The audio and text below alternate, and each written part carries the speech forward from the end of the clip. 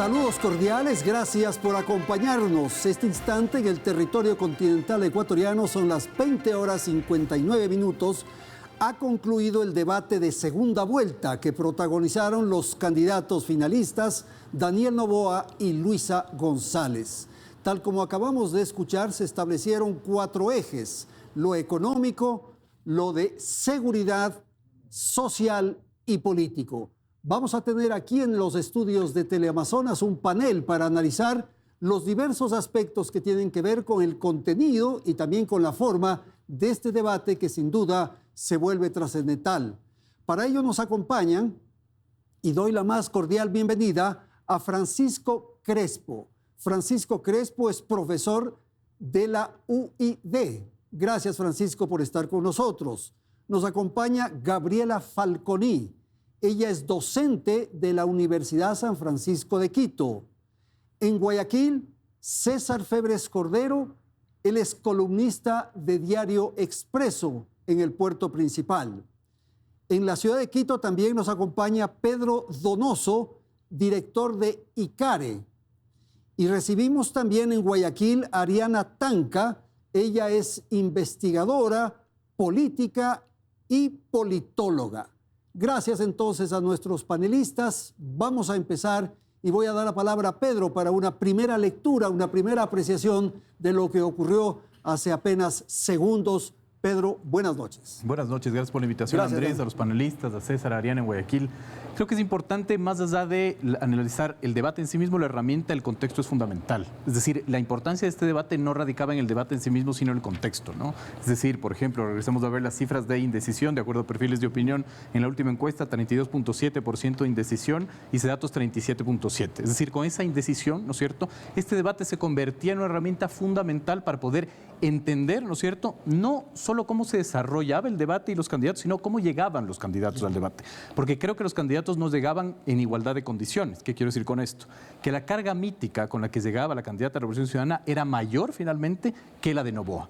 Es decir, González debió haber utilizado este debate para desmitificar dolarización, desmitificar Venezuela, es decir, desmitificar una serie de mitos y aforismos construidos en esta precampaña, ¿no? Ok, vamos a ir con Ariana en Guayaquil. Ariana, su primera lectura, su primera apreciación de lo que ocurrió en el debate. Buenas noches. Muy buenas noches a todos mis panelistas, un gusto estar aquí con ustedes. Yo comparto la visión de Pedro, de hecho creo que el contexto, más allá de lo que él ya explicó, se hace muy importante porque es un debate realmente único, en un contexto de una elección anticipada que surge de una muerte cruzada, que es la primera vez que se lo utiliza desde que entró en vigencia la Constitución de Montecristi en el año 2008. En ese sentido, el contexto en el que vive el país, que se siente que estamos al borde del abismo, este debate es crucial para aquel votante, que no son pocos los indecisos, ya lo mencionaba Pedro, además de los blancos y los nulos. Estamos diciendo que es un casi 40% de los electores que no están seguros por quién votar. No, y la forma cuantitativa de medirlo, a ver si este debate tuvo impacto o no, pues será en los próximos días en la publicación de encuestas. Veremos si esos números bajan. Pero tal como está ahora, que ese casi 40% de los votantes no sabe a quién elegir, la elección podría irse a cualquiera de los dos candidatos. Gracias, Ariana. Francisco, otra lectura que pongo para la conversación es que quizás no quisieron enfrentarse, no hubo la posibilidad de una confrontación, no cometer errores. Eso fue lo que se cuidaron los dos. Muy buenas noches, Andrés. Buenas Igual noches. Un saludo a todos los panelistas que están aquí y a la audiencia. Efectivamente, yo quería justamente y quiero hacer esa perspectiva del debate desde lo que son las audiencias. Claro. Porque, vamos a ver, las encuestas que se han estado dando y han estado circulando indicaban en principio una ventaja de Daniel Noboa. Y las audiencias estaban esperando que en este debate la candidata Luisa González pueda poner cartas en el asunto y atacar de alguna manera a Daniel. No se ha visto eso, me parece que es un debate bastante parco en ese sentido, no ha habido nadie que destaque. Además, las cartas, como había dicho en ocasiones anteriores en otros espacios, ya se han revelado en el primer debate, en donde sí fue sorpresivo que Daniel Noboa pues mostró esa preparación, un candidato diferente que tenía conocimiento, al menos esa fue la percepción que se dio en el primer debate. Hoy ya se conocía el perfil de Daniel Noboa, se conocía el perfil de Luisa González, pero hay que decir una cosa, en este debate se se vio al menos que Luisa González se preparó un poco más para el debate. Sin embargo, no destacó, no atacó, no pues arrinconó a Daniel Noboa como se hubiese esperado, de acuerdo a lo que dicen las encuestas. Era la sensación que habíamos comentado mientras veíamos de unos candidatos junior. No eran candidatos fogueados, gente de combate. No se puede comparar con el debate Febres Cordero-Borja, ni se puede comparar con el debate de Arauz con Lasso. Eran candidatos junior. Absolutamente. Yo pienso que llega a ser molesta la falta de profundidad y la ligereza y la falta de pasión y compromiso que hemos podido ver en este debate. Las propuestas son demasiado light para un país que está agonizando y yo pienso que vimos un Daniel Noboa monotemático y apagado y por el otro lado a una Luisa populista y llena de frases y clichés del correísmo y entonces no pasó nada y lo poco que pasó fue demasiado ligero para lo que el país en este momento histórico necesita. Ahora, Gabriela, un poco tratando el tema que planteó Pedro, ese 40% de indecisos, ¿pudo haber cambiado de posición ahora? Yo creo que es algo que vamos a poder detectar, no solo en este momento, sino en el post-debate, lo que veamos en redes sociales, lo que veamos mañana, en todas las conversaciones, twitters y demás espacios. Pero yo pienso que ahorita también la gente comenzó a mandar una cantidad de memes que sea o no algo que se deba o no meter en este punto en la conversación, sí dan a pensar que hay alguna gente que comenzó a molestarse con los resultados de Noboa y a pensar, a replantearse ciertos puntos sobre Luisa. Ahora, hay una particularidad en este debate y es que se para con el proceso, con las elecciones 15 días, de modo que habría que ver cómo recomponen las fuerzas, ¿no? Efectivamente, esto de los 15 días es fundamental y se nota en los dos candidatos, porque no quisieron arriesgar. Una cosa es un debate como el anterior, que estábamos a una semana más o menos de las elecciones. Aquí con 15 días es difícil, se veía difícil que los candidatos arriesguen en el debate. Así que se vio un debate bastante lineal, sin arriesgar, porque en 15 días pueden pasar muchas cosas. Yo creo que en el tema de las redes sociales no veo material del debate para poder generar memes o viralizar algo. Entonces, a mi modo de ver, este debate no creo que vaya a influir como influyó tremendamente el primer debate. El tema central es a dónde se van los indecisos, ¿verdad, Pedro? Porque los que son de Noboa ratifican, confirman, y los que son de González igual. Totalmente. ¿Qué pasa con los indecisos? Que yo creo que, digamos, el debate no puede ser el gran elector. Creo que hay otros electores mucho más importantes, ¿no? Por ejemplo, la resolución de los casos de los magnicidios, por ejemplo, ¿no? Es decir, este anuncio de los Estados Unidos no es un anuncio que puede ser leído por fuera del proceso electoral, ¿no? La violencia es otro gran elector, el estiaje y el fenómeno del niño. El mismo gobierno, digamos, ¿no? Su incapacidad, por ejemplo, de gestión. A mí me sorprendió mucho que Guillermo Lasso apareció en el debate casi a la mitad del debate, digamos, ¿no? Me refiero enunciado, ¿no? Cuestionando y criticando. Y enunciado. Porque a la larga, digamos, esa podría haber sido la estrategia del correísmo. De acuerdo a perfiles de opinión, un 37% de los consultados dicen que Noboa haría un gobierno similar al de Guillermo Lasso. Creo que ahí González no tuvo la habilidad de plantear finalmente ese análisis comparativo, ¿no? Ok, vamos entonces a tratar los diversos ejes que se trataron o se plantearon durante el debate. Y vamos a empezar con el eje económico y para eso damos la palabra a Belén. Belén, buenas noches. Hola Andrés, amigos, muy buenas noches. Efectivamente, el eje económico fue el primero en ser abordado en este debate y uno de los tópicos trascendentales que se tocó es el respecto de si traer o no las reservas internacionales al país. El candidato Noboa señaló que ese sería su plan Z, mientras que la candidata Luisa González sostuvo que sí lo haría y explicó cómo. También se habló sobre la dolarización y el fenómeno del niño. Escuchemos una parte de sus intervenciones.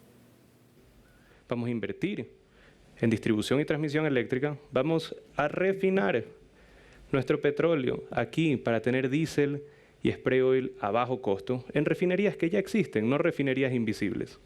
La refinería de La Libertad y la refinería de Esmeraldas son refinerías que sí existen.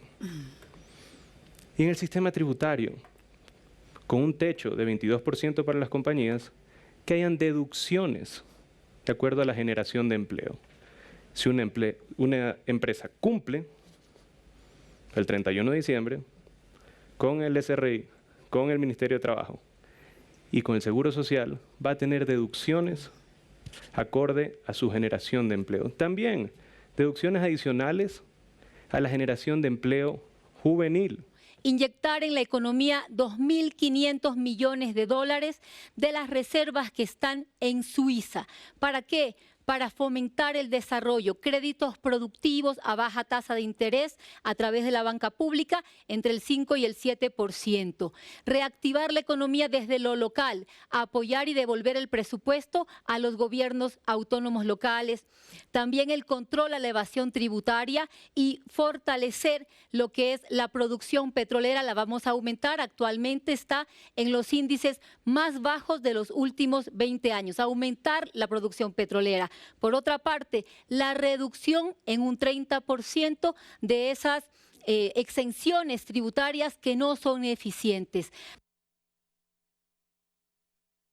Bien, entonces vamos a analizar lo que se planteó en el eje económico y quisiera pedirle a Gabriela, si es tan amable.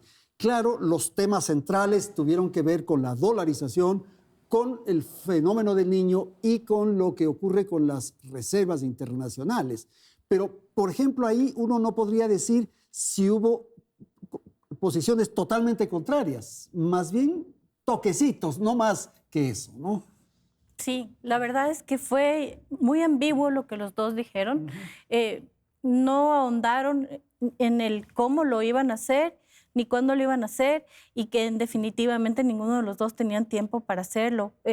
Hablaron mucho sobre el tema del petróleo, deducciones de impuestos de acuerdo a la creación de empleo juvenil. Noboa, en el tema económico, su gran fuerza en su discurso es aumentar el empleo juvenil y dar mucha fuerza a eso, mientras Luisa habla sobre esta inyección de 2.500 millones de dólares de las reservas en Suiza, que suena también bastante complicado de entender para la mayoría de población, más allá de que si están bien o mal lo que ambos decían.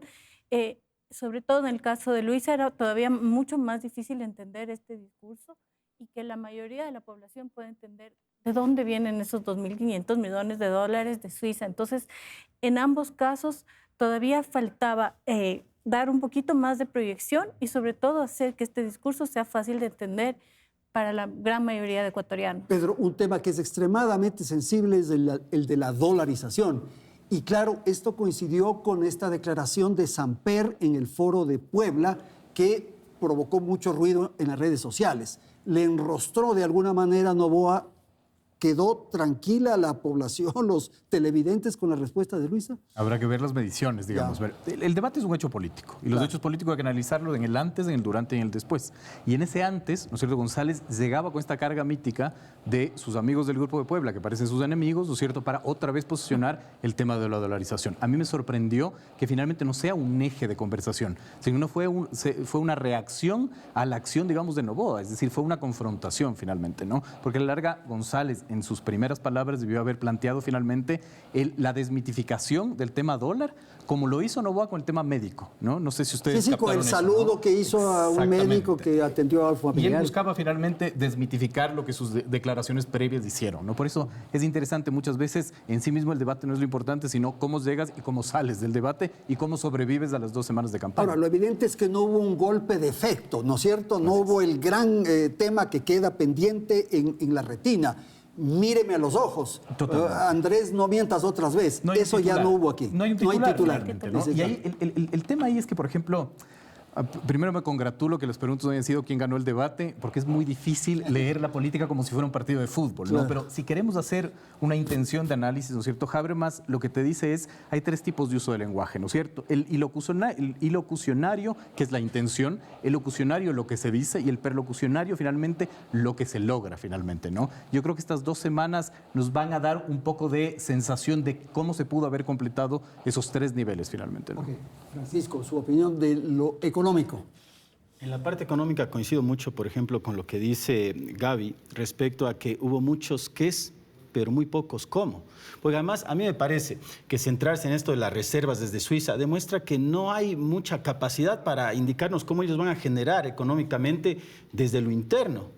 Entonces, nos hablan de eso, pero no nos dan realmente, nos dicen qué hacer, pero no nos dan realmente la fórmula de cómo hacerlo. Y en este sentido, fíjense que es interesante un poco analizar lo que quiso, al menos lo que intentó hacer Daniel Noboa dentro de esto, porque pues habló muy poco de la dolarización, lo intentó, pero luego no fue muy consistente, porque esto lo podría haber desarrollado mucho más. Podría haber profundizado, ¿sí? y picar más a la contendora. Sí, claro. porque aprovechando el tema de lo económico, esto era un tema que podía haberse pues concretado como algo interesante, pero coincido además también con el asunto de que no hay un titular en este debate.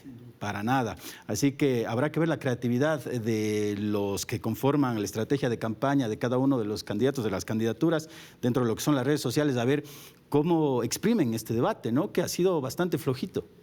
César, en Guayaquil se integra ya a partir de este instante a la señal y a la transmisión de este programa especial de Hora 25. Primero una apreciación del debate y lo que estamos comentando, que es la dolarización, que no fue aprovechada por Daniel Noboa. Buenas noches, César. Buenas noches, estimado Andrés, y todos los que están con nosotros ahora. El tema de la dolarización es un tema emblemático en la política ecuatoriana. En los años recientes ha sido usado para golpear al correísmo con fuerza, porque ellos han dado en muchos casos paso a eso, ¿no? Lo que pasó hace poco en Puebla, por más de que hayan estado hablando no de la dolarización como el uso de la moneda de un país, sino para dejar de usarla como moneda de transacción, aunque eso va, y reserva, eso también va a afectar al dólar eventualmente si lo usamos en el Ecuador. Yo creo que también no es un tema urgente para muchos en el país, ¿no? Las drogas, la inseguridad, los servicios de atención en la salud, en la educación, todo eso es más tangible, inmediato. Y claro, uno puede hablar de la dolarización como estabilidad económica que necesitas para que todo lo demás funcione. Pero de nuevo, tú tienes un tiempo limitado, un espacio limitado y corres el peligro que yo creo que al final no puede haber sido la lógica, porque en otros puntos Noboa para mí cae en eso, y un poco menos Luisa, corres el peligro de hablar de un tema que se considera pasado, gastado. Cuando quieren diferenciarse Luisa de la candidata que en primera vuelta solamente hablaba de lo que ya hicieron, y un Noboa que en cambio encarnaba la nueva política, que hablaba de otros temas, que hablaba de forma técnica incluso. Ok, Ariana, quisiera quedarme en Guayaquil para pedirle también su apreciación sobre este bloque o eje económico, su apreciación en el sentido de lo que decía César, esto que conversaron, esto que debatieron, que plantearon los candidatos, llega a territorio, como se dice ahora, llega al hombre de a pie, por favor. Realmente no, y yo creo que no hubo mayor debate en eso porque al parecer los dos estaban de acuerdo que ninguno quería desdolarizar, ¿no? Luisa por ahí se mandó su ataque diciendo que de hecho desde su bancada se quiso establecer el dólar como la moneda oficial de Ecuador, que eso todavía, digamos, no existe en nuestra normativa, pero hay acuerdo en eso. Yo estoy, además, que ese tema, más del 80% de los ecuatorianos está de acuerdo con la dolarización. Yo creo que por temas de estrategia, no hablemos del deber ser o si es buena o mala la propuesta. Si el 80% de los votantes o los ecuatorianos está de acuerdo, ¿por qué yo me voy a ir en contra de algo que el 80% de personas está de acuerdo? Y más allá de la dolarización, que es un tema que al parecer hay consenso, más bien estos ataques que existen sobre el uno, sobre el otro, más bien a mi criterio vienen desde una zona de la campaña sucia, de atacar por atacar, pero es un tema que realmente al ciudadano de a pie no le interesa, no es parte de su día a día, o sea, es parte de su día a día porque lo utiliza, pero más allá de ese tema que lo ven lejano, lo ven técnico, lo que quiere el ciudadano de a pie es seguridad, es empleo, es el acceso a los servicios básicos, y por eso creo que este tema, realmente creo que hay un amplio consenso y ambos candidatos ya lo establecieron, ¿no? Obviamente del dicho al hecho hay mucho trecho y eso hay que estar vigilantes, pero por ahora podríamos decir hay consenso y definitivamente hay temas más importantes para debatir y para poner sobre la mesa. Bueno, pero me parece, Ariana, que la gente sí entiende, por ejemplo, que en otros países donde no hay dólar, hay una inflación impresionante, hay dificultades en estas devaluaciones que se hacen. Entonces sí, tenemos una moneda que tiene el respaldo y la gente me parece que sí se da cuenta, incluso proyecta sus créditos, sus inversiones, sus proyectos, porque tiene una moneda solvente, ¿no? Sí, de acuerdo. Tienen el 80% de aceptación del dólar, nadie reclama contra el dólar y por eso menciono que es un tema que ya se da por sentado en el país. Digamos, no estamos en un momento que se debe considerar la desdolarización como parte de política macroeconómica, porque no estamos en un contexto de que amerite pensar en un cambio de moneda. O sea, ya la inestabilidad que tenemos es suficiente en todos los frentes como para encima agregarle un factor de inestabilidad porque voy a cambiar la moneda del país. Entonces, creo yo que en ese contexto, creo que todos los ecuatorianos podríamos estar de acuerdo que el dólar nos está dando esa estabilidad, nos protege, no implica que vamos a tener una economía perfecta, pero estamos, digamos, los ecuatorianos lo aprecian. Dicho eso, nuevamente, por eso creo que con este amplio consenso y la valoración, creo que los temas de los que se debería estar hablando es más bien cómo esos dólares a través del presupuesto general del Estado van a servir a la ciudadanía. Yo creo que ese debería ser el centro del debate. Perfecto, vamos a ir entonces al segundo eje que se planteó durante el debate que se transmitió hace pocos instantes por radio y televisión. Belén. Así es, Andrés, el segundo eje fue el de seguridad y justamente este es uno de los temas que más preocupa a los ecuatorianos y se esperaba pues que los candidatos puedan explayarse en este tema y dar a conocer cuáles fueron sus propuestas. Sin embargo, algunas de ellas fueron muy ligeras e incluso otras ya se han aplicado en este gobierno y como hemos visto no han dado resultados. Escuchemos sus intervenciones. Voy a poner en marcha nuestro plan Resurgir de la paz y la seguridad. Lo primero va a ser trabajar con la fuerza pública, 500 millones de dólares para equipar a la policía vehículos, motos, equipamiento de comunicación, armamento, rehabilitar UPCs, VCs, el ECU 911. Pero también vamos a trabajar en el control que se necesita del país. Voy a retomar el control del país que nos lo han arrebatado. Retomar el control de las cárceles, de las vías, de los espacios públicos y sobre todo puertos y aeropuertos a los cuales los militarizaré. El trabajo coordinado también con el sector de justicia. El Plan Fénix consiste en varios puntos. Primero, militarización de las fronteras, pero con tecnología, con un sistema de drones, con sistema de radares de verdad. También en los puertos tener doble pesaje, escáner y presencia militar adentro de los puertos. Tener un sistema de rastreo satelital en el acompañamiento también de las exportaciones en las 6 vías principales estratégicas del Ecuador.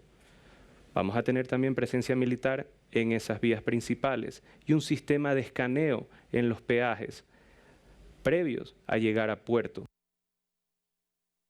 Bien, vamos a ir entonces ahora con Guayaquil, con César. Cada uno tiene un plan. Plan Fénix, Daniel Noboa, y Plan Resurgir, Luisa González.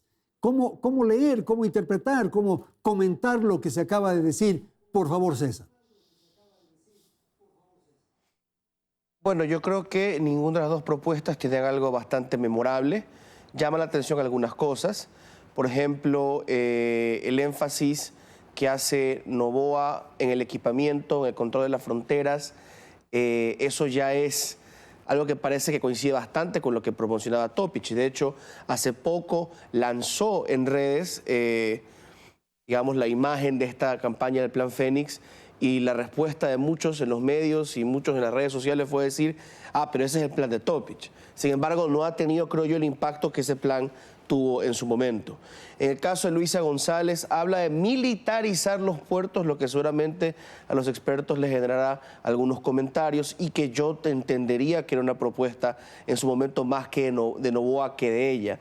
En su momento, Luisa González insistió en hablar de la palabra mano dura, pero al mismo tiempo decir que había que atender los problemas sociales, que generalmente más es la línea correísta. Y Noboa atacó en varios puntos del debate, incluyendo el de la seguridad, con el tema de las drogas y el tema de la tabla de drogas. Y hay una división importante ahí entre los dos candidatos que se va a ir desarrollando a través del debate, ¿verdad? Entre quien dice, yo quiero invertir en la rehabilitación, luchar contra las adicciones, pero al mismo tiempo quiero eliminar esa tabla, que es una cosa que la mayoría de la gente en este país cree, que la tabla de drogas es responsable de la multiplicación de las adicciones y el recrudecimiento del problema de la droga. Luisa González la defiende.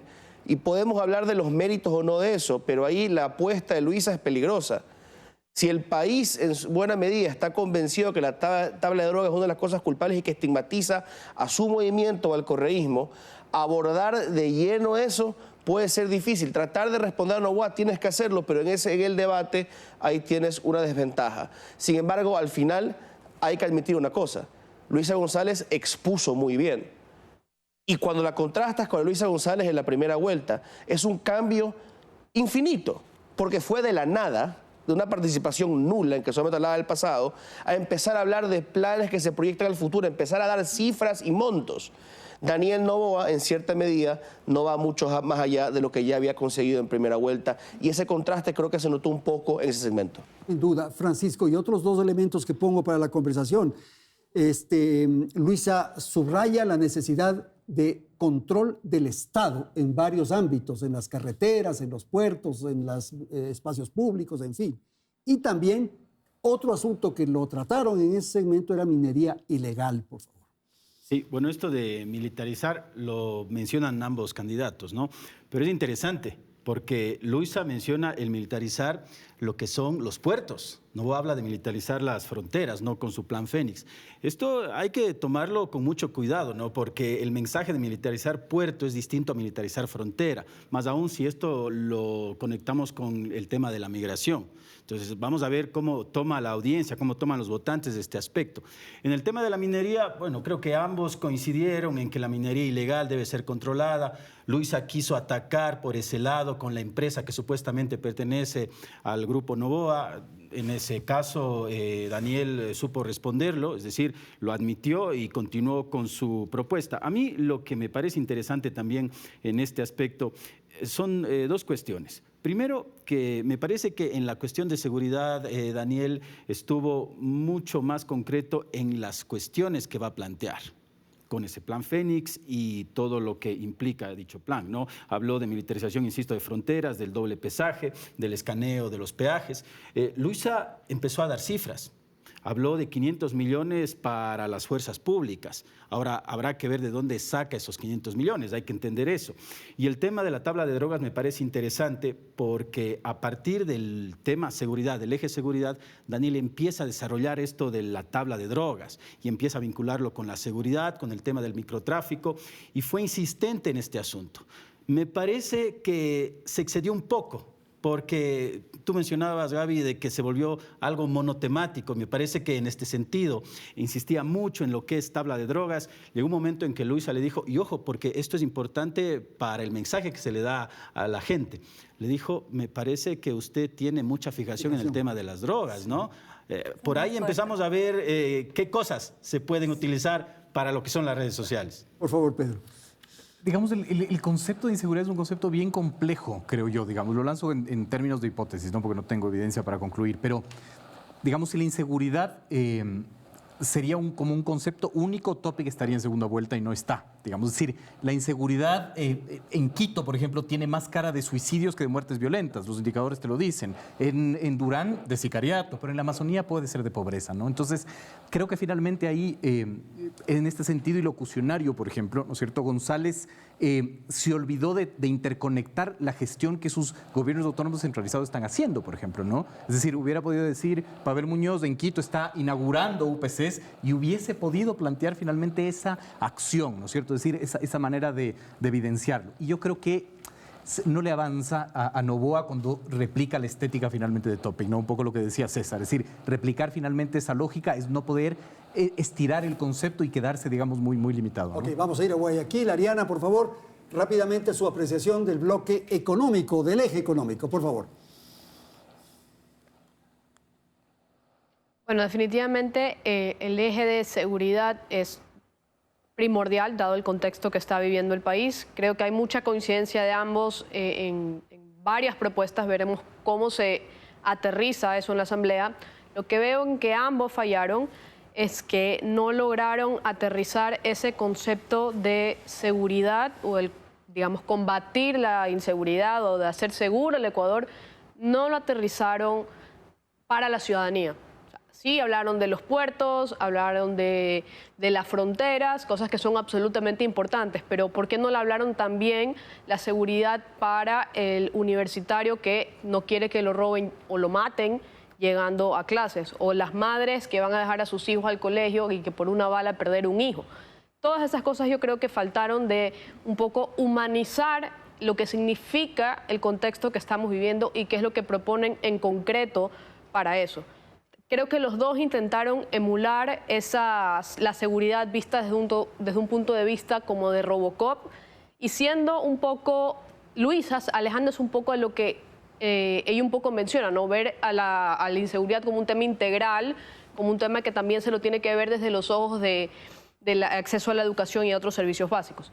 Entonces, a mi criterio, los dos planes tienen muchas coincidencias, sería interesante ver ese debate en la Asamblea, pero también faltó mucho aterrizar la inseguridad, humanizar y entender cómo cada persona está viviendo este contexto de inseguridad, no solo a nivel macro de país, que es importante, como lo dije, pero también a lo más, digamos, al ciudadano de a pie. Ok, muchas gracias. Gabriela, rapidito, por favor. Si bien es cierto, a los dos les falta absoluta pericia y elocuencia a la hora de explicar cosas, pienso que en este segmento específicamente, Noboa fue muchísimo más claro explicando drones, radares, presencia militar, escáneres en peajes, tabla de droga, que eso para la gente que está indecisa o la gente que ya está decidida puede potenciar todavía y capitalizar esos votos. Entonces, en este segmento específicamente, Noboa fue mucho más claro y más específico y creo que eso de alguna manera puede haber potenciado en algo el problema que queremos solucionar con lo de la seguridad. Ok, tenemos que ir a una pausa, vamos a ir a la publicidad, retornamos en un instante. Continuamos con más, amigos. Como ya lo mencionaban nuestros panelistas, si en los ejes económico y de seguridad no hubo claridad, pues en el tercer eje, que era el social, las propuestas divagaron aún más. De allí que hemos tomado las ideas más claras en cuanto a la candidata González respecto a lo que ofrece en salud, mientras que respecto del candidato Daniel Noboa, su propuesta en educación. Escuchemos. La salud es nuestro derecho. Y digo nuestro, queridos ecuatorianos, porque yo voy a los mismos hospitales públicos que ustedes. En los primeros 100 días de mi gobierno abasteceré los medicamentos del cuadro básico de medicamentos del Ministerio de Salud Pública a la red de instituciones de salud pública como es IES y como es Ministerio de Salud Pública. Contrataré 2.000 médicos adicionales a los que existen, con especial énfasis en salud mental. Y daré 20.000 nombramientos definitivos al personal de salud. Y pondré operativos los quirófanos. Y todos tenemos los mismos derechos constitucionales a la educación pública gratuita. Primero vamos a empezar así, dándole la misma inversión para todos los estudiantes a nivel nacional. Declarar Internet como un servicio básico y darle las herramientas y darle la infraestructura necesaria para la educación de nuestros niños, así mismo como la educación superior. Que exista la opción también de carreras telemáticas, sistemas duales y también escuelas técnicas para que nosotros podamos darle la educación a cada uno de los jóvenes que aplican a un cupo universitario, sin la necesidad de un preuniversitario. Usted está hablando prácticamente de un libre ingreso a la universidad y ha hablado de que todos ingresen y eso es cerca de 200.000 jóvenes. ¿Cómo lo va a hacer? ¿Con qué presupuesto? ¿Para qué carreras? ¿En qué universidades? Porque los jóvenes están cansados de que les ofrezcan y no les cumplan. Cuando no hay corrupción, el dinero sí alcanza. Cuando no hay corrupción, cuando no hay, pues, refinerías imaginarias de 1.500 millones de dólares, alcanza el dinero. Les doy un dato, pues, que es importante conocer. 1 hora de vuelo del Falcon 7X, del avión presidencial, equivale a la carrera universitaria completa de un joven ecuatoriano. Bien, vamos entonces con Francisco. Quizás la primera parte de lo que señaló Luisa sí resulta un poco demagógico. Señalar que en los 100 primeros días van a haber 2.000 médicos, 20.000 nombramientos. Sabemos que eso no se puede hacer. Más, ¿cómo va a pagar a los 2.000 médicos? ¿Cómo va a contratar a los 2.000 médicos? ¿De dónde van a salir? Porque esto también conecta con lo que es la formación universitaria. O sea, esto sí debió haberlo explicado mejor. Como mencionó pues, en la presentación, el tema de lo que es el aspecto social fue lo más flojo para mí de todo el debate, porque fueron ideas muy sueltas, inconexas en algunos casos.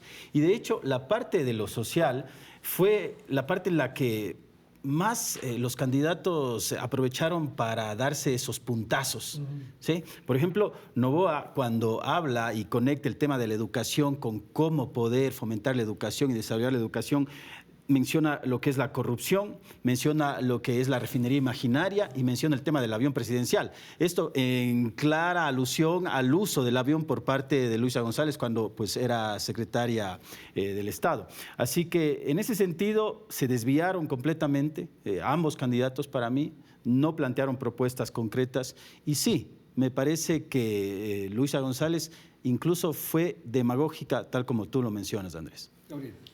A mí me parece que ambos están absolutamente insertos en hacia quién se quieren dirigir y en su mayoría siempre va a ser a los jóvenes. Siempre van a tratar de buscar cómo comprarlos, cómo comprar ese voto, cómo generar ese voto. Y entonces Eda empieza hablando de salud, de estos espacios en los que va a invertir muchísimo dinero, pero termina hablando de salud mental. Porque sabemos que ahorita una de las principales preocupaciones que tenemos respecto a los jóvenes es ese tema, mientras por el otro lado Noboa sigue insistiendo todo el tiempo en educación y en educación universitaria.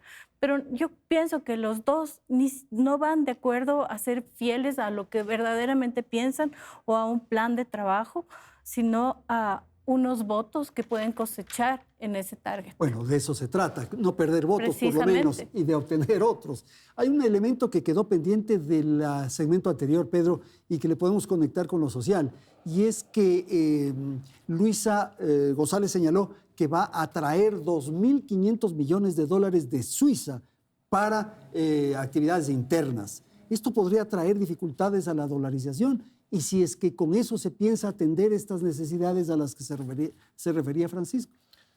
Bueno, a ver, digamos, esa es una pregunta económica que no sé si tenga yo la capacidad de responder. No se trata sino de decir cosas, cosas sin sustento, ¿no? Totalmente de acuerdo. Digamos, tanto en el ámbito económico, en donde además Noboa yo creo que sorprendió también hablando de este discurso antibanquero, ¿no? Es decir, metió a los bancos ya en una zona de funcionalidad que habría que regresar a ver ahí con lupa, porque uno esperaría finalmente que Noboa sea proempresa, etcétera, ¿no? Pero creo que en el ámbito de lo social, en este segmento, se vieron las mayores dificultades que tiene el debate, ¿no? ¿Y por qué finalmente? Primero porque mantenemos esa herencia absurda del primer debate de que se hagan preguntas los candidatos. Es una cosa inentendible. Los candidatos tienen que contrarrestar ideas, tienen que conflictuar ideas, porque la democracia es conflicto, el conflicto es debate finalmente, ¿no? El segundo es: ¿cuál es el marco teórico del debate? No puede ser 4 expertos generando preguntas. Para eso están los planes de gobierno.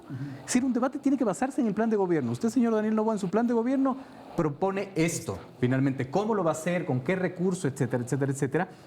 Y el tema finalmente de este fact-checking, ¿no? Yo sueño con que en el Ecuador podamos tener un debate en donde la moderadora o el moderador haga un fact-checking en vivo finalmente. Yo no tengo idea cuánto vale una hora de vuelo del Falcon no sé qué, por lo tanto no sé si es que eso equivale a un año de carrera universitaria.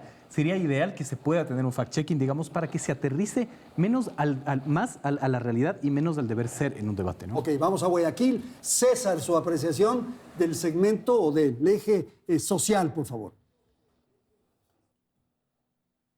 Bueno, yo considero igual que el resto de los panelistas que las propuestas fueron en buena medida difusas, que son difíciles de explicar cuando ya hacemos un análisis un poco más profundo, que aquí recién lo empezamos a hacer, porque va a ser un tema de semanas, ¿no? De cómo vas a realmente solventar tus gastos. Pero recordemos, por ejemplo, el impacto del primer debate. Ahí Daniel Noboa triunfó. Es muy difícil el análisis. Hay un tema del contexto de la violencia política que se dio en los días anteriores. Hay un tema de la cantidad de gente que hubo, cómo Noboa no fue atacado. Hay varias cosas, pero uno de esos elementos es que Daniel Noboa habló de cifras. y se vio como un político serio, solvente, que habló de la energía, que habló de los créditos, que habló de la agricultura, que habló de la sequía, que habló de todo, que habló del petróleo, que habló del Yasuní. ¿Qué pasa? Que cuando haces un examen más de cerca de las cifras que dio, mezcló el costo de transmisión con el costo de distribución, no el costo total de kilovatios por hora correcto, no dio números correctos en torno al castigo del barril, una serie de cosas. Pero la gente no se quedó con eso. Uno, porque él asumió un rol que es más importante que los detalles de qué dijo. Y dos, porque no fue increpado de manera, o no fue cuestionado de manera eficaz en la semana que le siguió. Ahora vamos a ver si es que van a ser increpados, el fact-checking va a ocurrir, o si es que va a ocurrir, va a ser en los días después de este debate. Y depende de los actores de sociedad civil, depende de esa jungla de redes sociales, depende de la capacidad de cada campaña de increparse los unos a los otros y desmontarse. Entonces, esas cifras pueden estar equivocadas, pero si nadie las cuestiona con eficacia, la gente no se percatará. Y el rol del que da las cifras, en este caso, ambos creo que lo buscaron, quizá a momentos a Luisa le podía salir un poco mejor. Pero de nuevo, una cosa es cómo lo dices y otra cosa es lo que dices y finalmente el recibimiento depende de eso. Ok, gracias. Vamos con Ariana, su apreciación del eje social. Por favor, Ariana. Nuevamente estoy de acuerdo con todo lo que ya se ha dicho. Fue el eje donde hubo más cifras, pero donde las cosas estuvieron menos claras, lo cual es como que si los candidatos quisieron ser pragmáticos, claros, concisos y precisos, solo porque decían las cifras, pero finalmente no terminaban ni desarrollar una idea, ni desarrollar la propuesta, empezaban hablando de educación telemática y luego saltaban a educación inicial y era como un shampoo de todo lo que querían hacer. Puede ser que el formato haya jugado en contra, pero también estoy de acuerdo que hubieron muchas cosas que se mencionaron en el debate que no estaban en los planes de gobierno. Entonces, eso hace mucho más difícil ese tema de fact-checking, porque yo me puedo sentar en el debate a decir cualquier cosa, cualquier número, como ya lo mencionaba César, y nadie me va a increpar. Entonces, yo estoy de acuerdo con que el contraste tiene que ser, además de cómo lo vamos a hacer, también tiene que ver en qué es lo que está dicho en el plan de gobierno, porque de hecho ese es el requisito que está para la candidatura, ese es el requisito para revocar el mandato y ese es el requisito finalmente para realmente evaluar si el candidato, bueno, en su caso el presidente, está cumpliendo o no con lo que dijo. Entonces creo que el formato también impidió que se puedan desarrollar las ideas. El hecho que se incluyeron temas que no estaban en los planes de gobierno también permitió que sea difuso el tema social, siendo el más importante. Yo creo que todos los ecuatorianos estamos a la expectativa de este tema justamente por el contexto en el que está viviendo el país. Entonces, creo que ambos candidatos nos dejaron debiendo muchísimo, a pesar que dieron muchas cifras y muchas propuestas, pero finalmente no lograron aterrizar ninguna y eso es algo preocupante. Ok, tengo que ir a la publicidad, vamos a ir a un corte y enseguida retornamos para el tercer segmento de Hora 25. Gracias amigos por seguir en nuestra sintonía. El último eje que se trató en el debate fue el político y las repreguntas estuvieron a cargo de la moderadora. Entre los tópicos que se abordaron estuvo la crítica situación del IES, también la migración y finalmente la gobernanza. Escuchemos un extracto. Garantizaré que sus pensiones jubilares se cancelen. Honraremos las deudas, para lo cual haremos un planteamiento de pagos. Y lo siguiente, ¿cómo se fortalece el IES? El IES se fortalece aumentando la cantidad de aportantes. Tenemos necesidad de empleo, por una parte, empleo adecuado con afiliación al IES, y por otra, una necesidad de aumentar el financiamiento en el IES. Cuando fue la era de su principal asesor, el expresidente Correa, justamente se eliminó el aporte del 40% del Estado para el pago de pensiones jubilares. En un potencial gobierno suyo, ¿usted qué haría? La candidata a la presidencia de la República soy yo. Quien está aquí frente al pueblo ecuatoriano es Luisa González, no Rafael Correa. Y más allá, hay que aclarar al pueblo ecuatoriano. Ese 40% se lo quitaba con una salvedad, que si hacía falta dinero para pagar las pensiones jubilares, el gobierno iba a reconocer el 100% de esas pensiones, pero jamás íbamos a dejar a nuestros afiliados sin que reciban su pensión. Y ponernos al día con el IES, poco a poco, ir haciendo un plan de pagos que reduzca la deuda con el IES, es importantísimo. Número 2, devolverle liquidez al IES. Gobiernos pasados, y eso también lo pueden googlear, jóvenes, ¿qué hacían? Le vendían bonos del Estado o le entucaban bonos del Estado al Seguro Social, dejaban al Seguro Social con papeles y tocaban la liquidez de ese Seguro Social.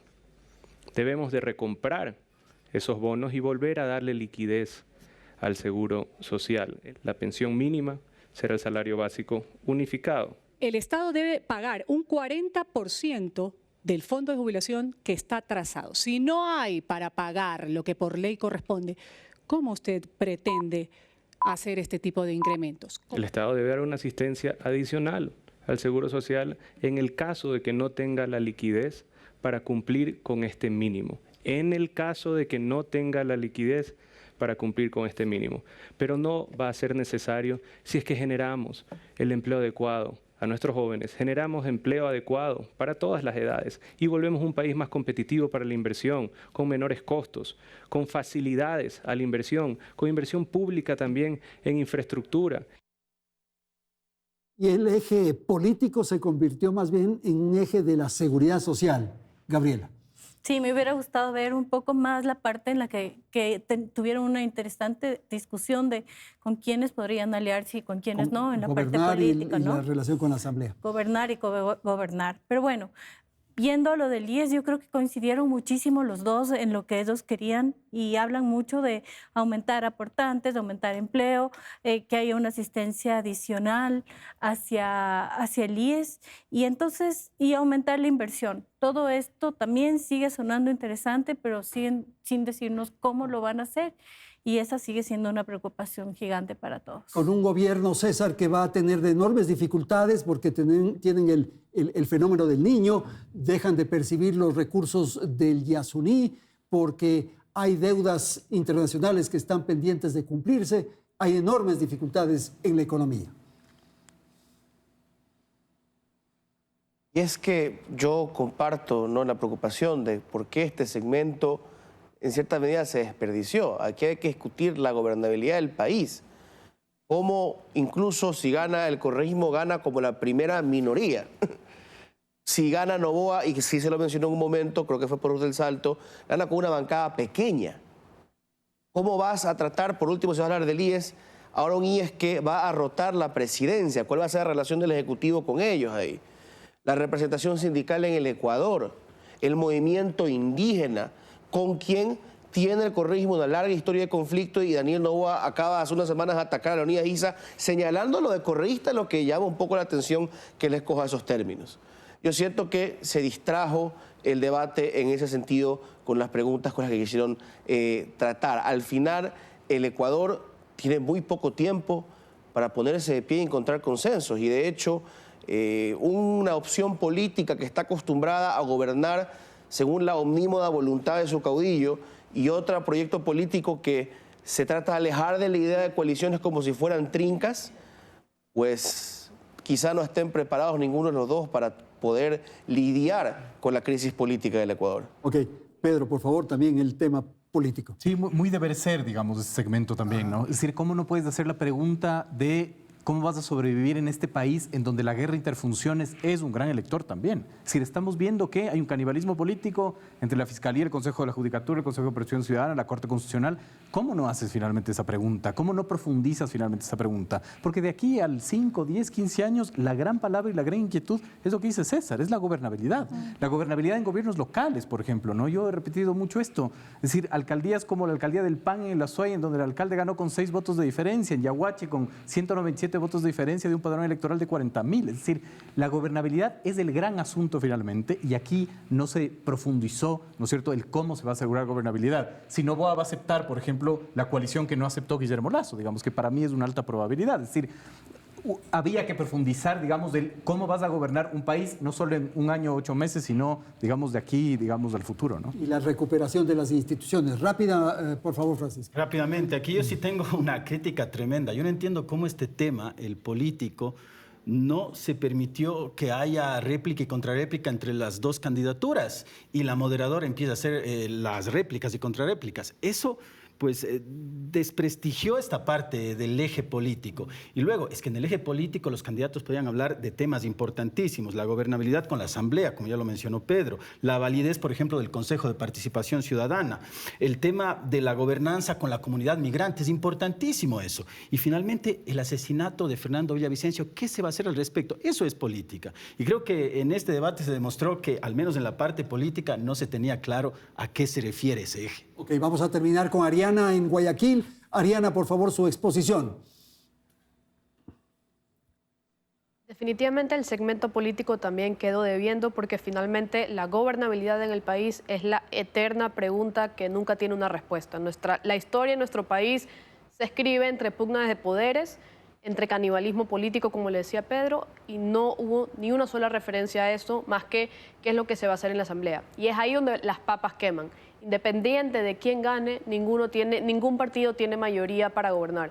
Y en las democracias que tienen un presidente sin una mayoría legislativa, eso aumenta las probabilidades de inestabilidad política. Es decir, en estos años, 8 meses, la muerte cruzada de cierta forma puso una pausa porque dio un espacio de campaña que le da pausa a este canibalismo político, pero desde noviembre eso se retoma. Creo que es lo más importante, la gobernabilidad. Sin gobernabilidad no hay el resto de cosas. No se puede hacer planes de salud, no se puede hacer absolutamente nada porque los actores políticos están más preocupados en su metro cuadrado de poder, que, ojo, tiene un incentivo muy fuerte porque en febrero ya empieza otro proceso electoral. Entonces a algunos les conviene que al gobierno le vaya mal. Entonces, creo que esta era la pregunta del millón, que no tuvo respuesta, porque al final del día los planes de gobierno tienen muchísimas coincidencias, pero lo que realmente separa a los dos candidatos es su forma de hacer política, su forma de gobernar. Y es ahí donde tuvimos que ver ese contraste, que no lo vimos. Perfecto. Muchísimas gracias a nuestros panelistas. Gracias a la audiencia que nos ha acompañado. Felicidades, Ecuador.